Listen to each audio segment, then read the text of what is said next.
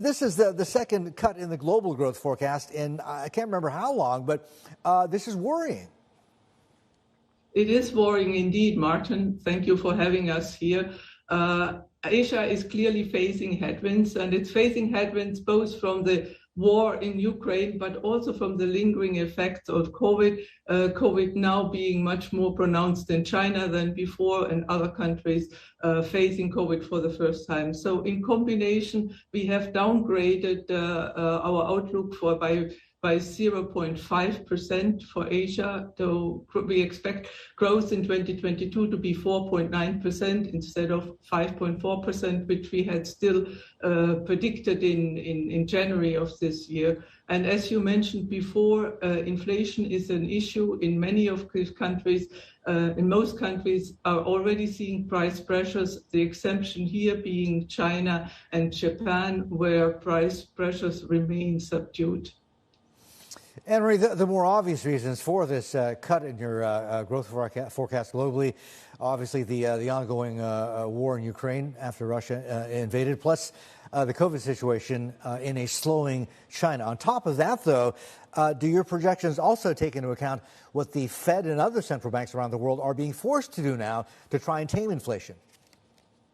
Yes, we have, the predicted Fed actions already priced in the baseline. But this is not to say that if there were unexpected movements in or more tightening of the Fed than as predicted by now, that this would not have serious impacts on output in Asia. It could be positive on the trade channel, so it depends really on what triggers the Fed action. If it clearly is demand-driven action, that would mean that demand in the US is high. That would mean more demand for Asia's export, and that would be positive. However, if the Fed action would be really on the counteracting supply pressures and supply-side induced prices, this could lead to capital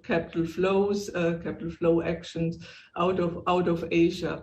But it remains, we have to say that Asia is better prepared than before. Most Asian countries now have comfortable reserve positions, better supervision, better monetary frameworks, and the like. So we are cautiously optimistic. But at the same time, we also have seen leverage in Asia going up higher. Consumer lending, sovereign debt increasing, and foreign exchange pressures that could be related to that. So Fed action could, if there were a significant appreciation of the US dollar, would, through this leverage, could have quite some negative impact also on Asia. Yeah.